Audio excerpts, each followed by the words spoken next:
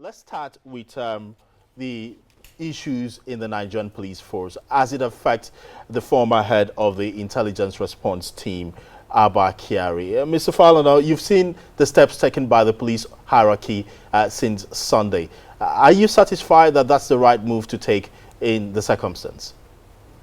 You mean with respect to Mr. Abba Kyari? That's right. Well, it is unfortunate that the officer, a great crime fighter, is being destroyed once again by the culture of impunity in our country. As a police officer, there were and there are serious allegations of infractions of human rights leveled against him, serious allegations of extrajudicial killings, serious allegations of extortion of money from suspects, serious allegations of torture of suspects, serious allegations of disobedience of court orders and judgments. Unfortunately, the police force did not investigate this serious allegation. And so the officer became an institution. And being a human being, I think the fact that he was operating without control, he lost his own sense of dignity, and he couldn't be controlled. And that was why, in order to maintain a particular lifestyle, he was found in the company, he was found in the midst of men of questionable pedigree and character. And that is why he had to be indicted by the United States of America, which is unfortunate, because if the authorities had checkmated him and subjected him to disciplinary actions here, he might have be controlled in a way that he would not have run into this, problem.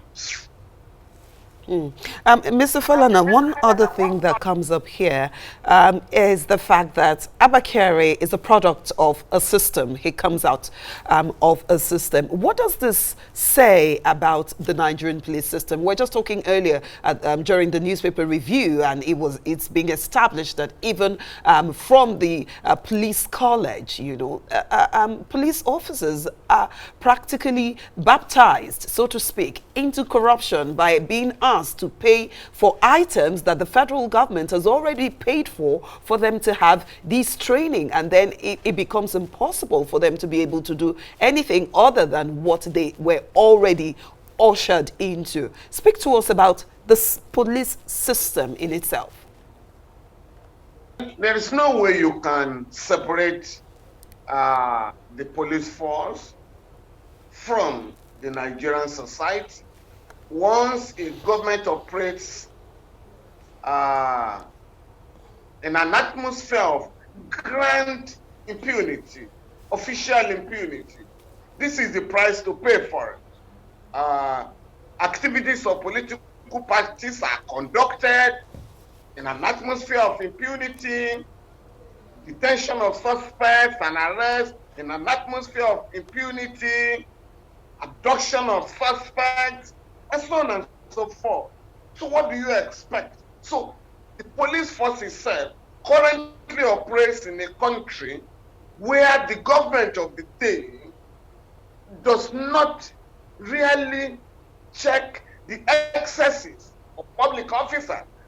And this is total. And so on a daily basis, people behave as if there is no law in the country. People behave above the law instead of operating under the law. And this is what is going on. You cannot talk about corruption in the police force without talking of corruption in the larger society.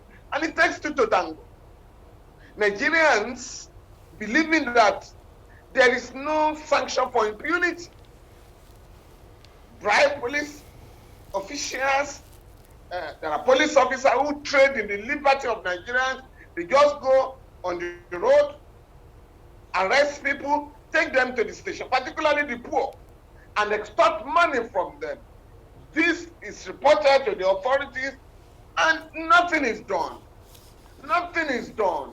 So once you have a police force or armed force or security forces that are allowed to operate with impunity, or you have a political class, members of a political class, who believe that they are above the law in Nigeria.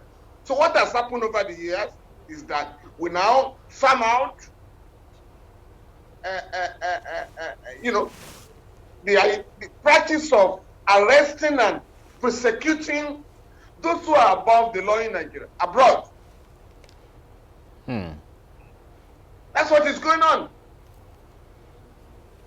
It's quite telling. On a daily basis, there are allegations of extrajudicial killings by police officers. The system doesn't do anything. In the ongoing judicial panels on police brutality, army officers are asked to come and explain the killing of young people in Lekki last year. They refuse to go there. And nobody in Abuja is saying, hey man, we operate under the rule of law. Go and answer the summons. In Abuja, police officers, including Mr. Abba Kyari, have been summoned by the Judicial Commission of Inquiry. Again, it didn't go. They didn't go. And nobody is going to say, what is going on? We are in our country, before this era, nobody, no matter how high you might be, will ignore the summons of a court or the summons of a Judicial Commission of Inquiry because you are playing with imprisonment. Again, our judges ignore the excesses of officers of the state. This is what has happened to us. So, Abba Kyari is a product of the system.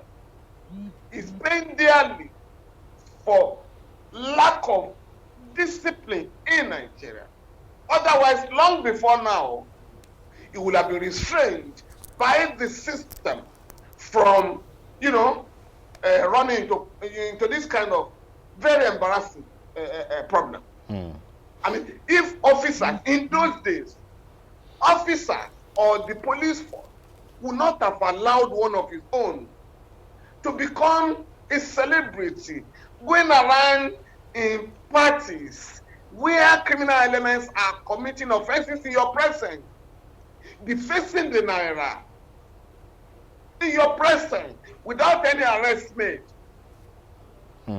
It's interesting, Mr. Falana. You said this man is a product of the system. Now, yes. He's been identified to have run far. The system has now brought him back to investigate him. The police have set up a special investigation panel to look at what the FBI has said about him.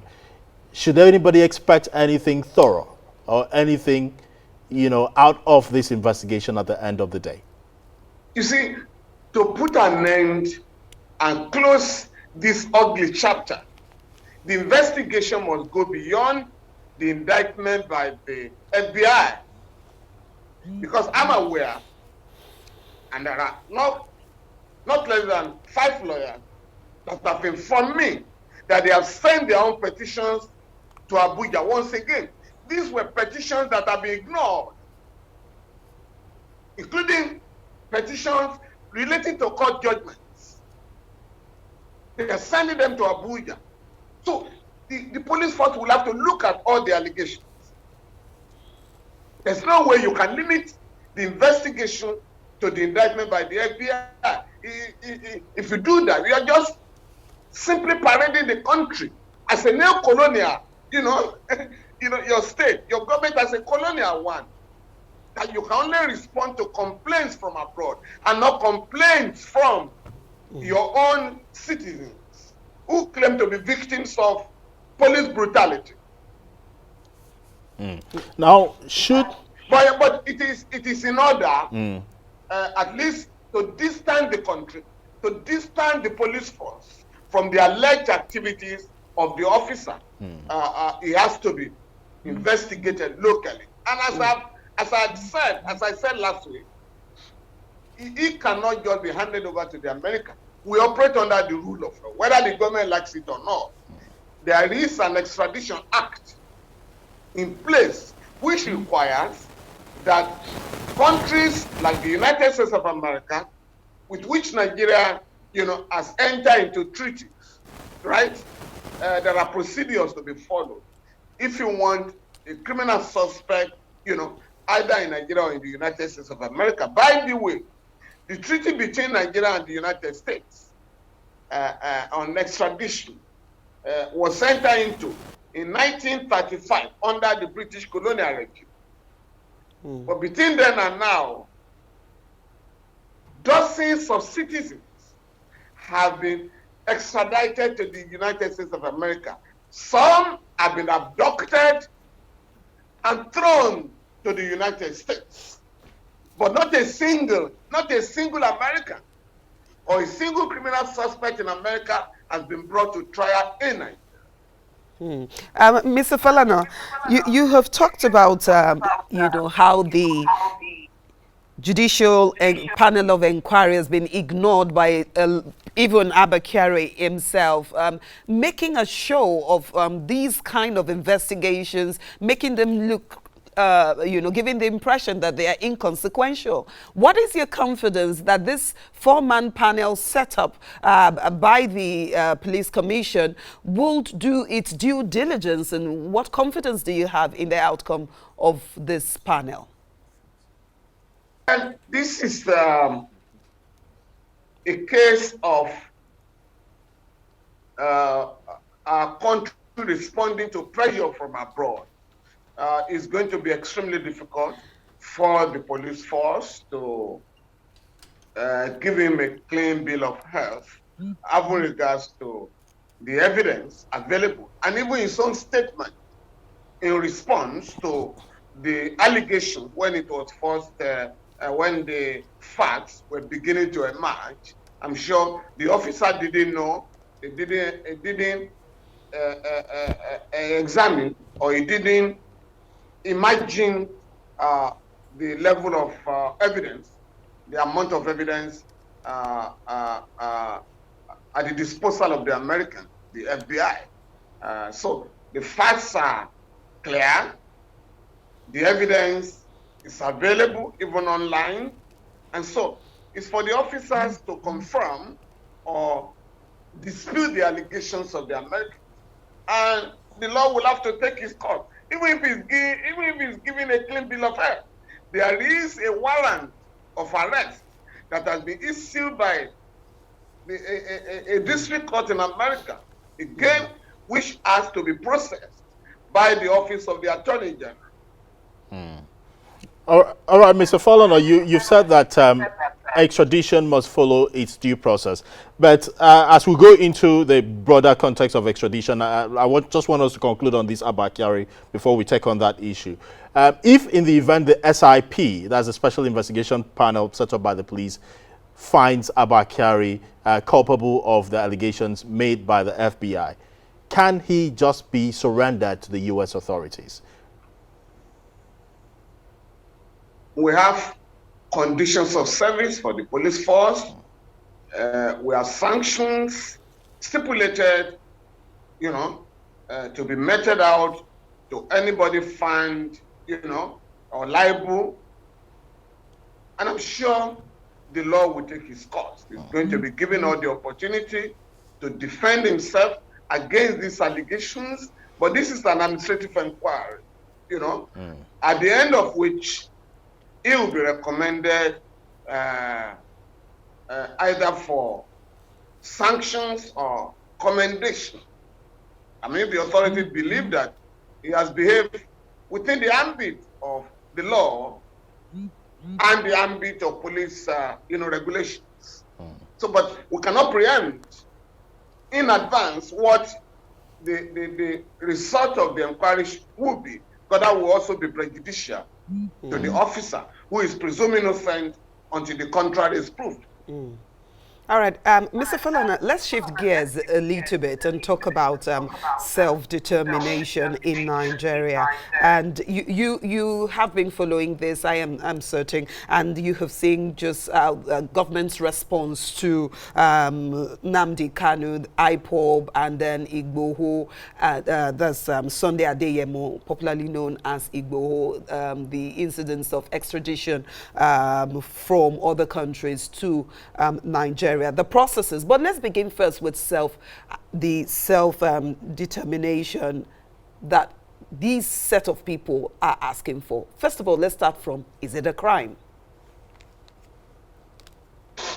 Again, when you look at the case of Nnamdi Kanu, Sunday Igboho, now Mr. Abba Kyari, the government is challenged.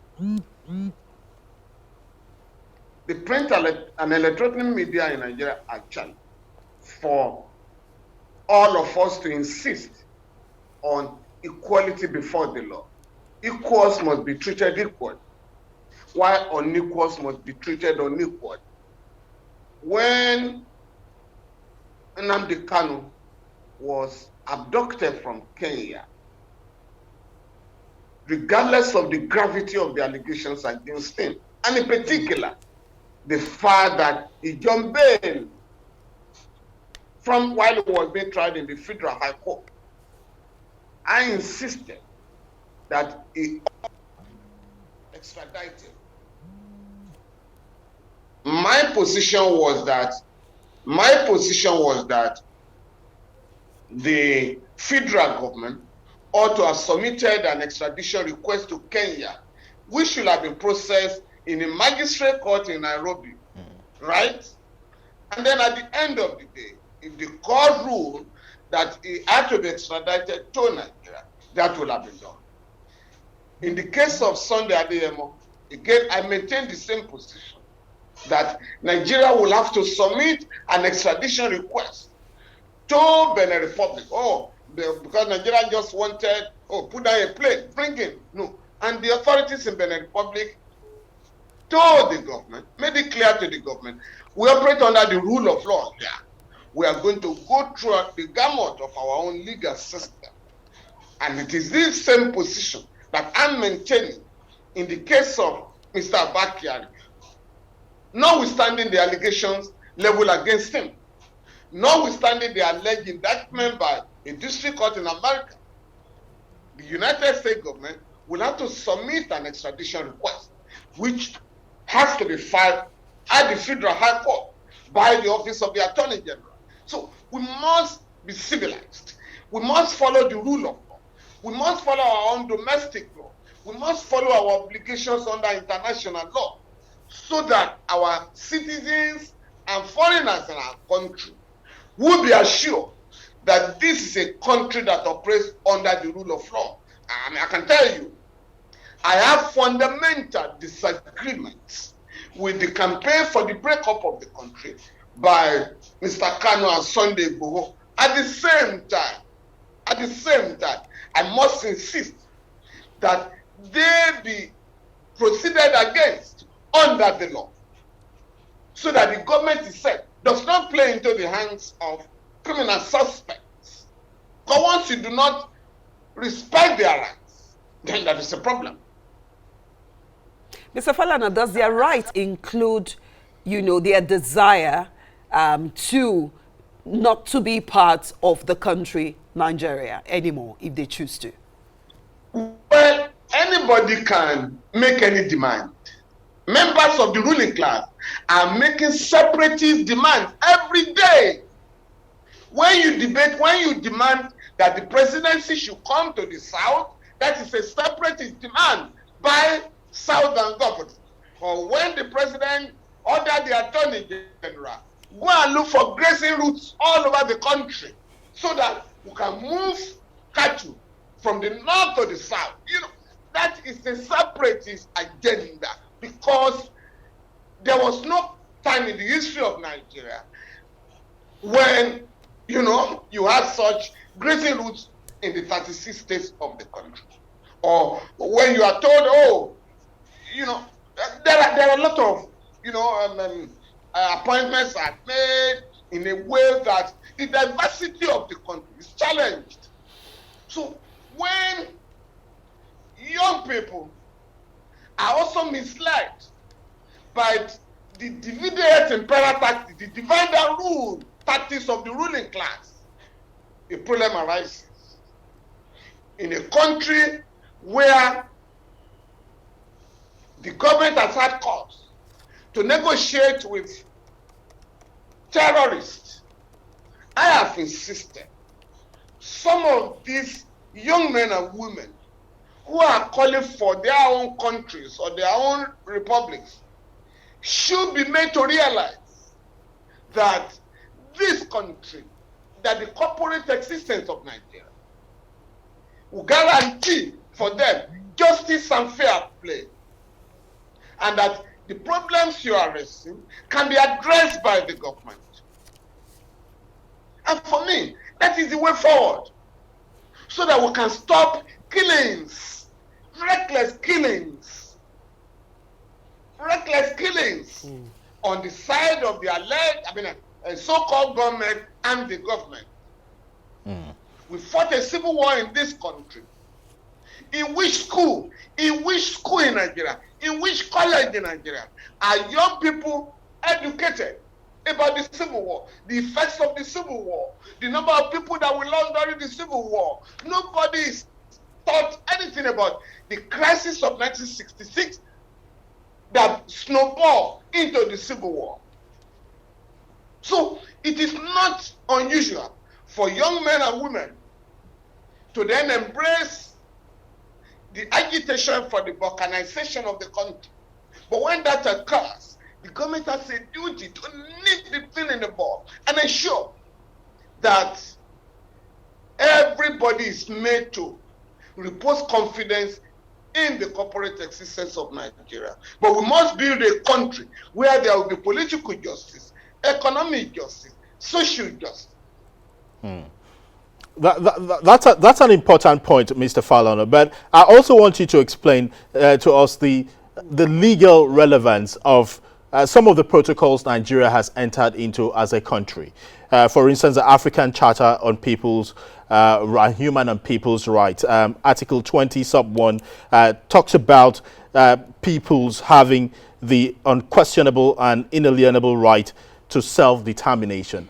What is the legal significance of that international instrument in the context of the sovereignty of Nigeria and the aspect of the Nigerian constitution that also talks about the indivisibility and indissolubility of Nigeria?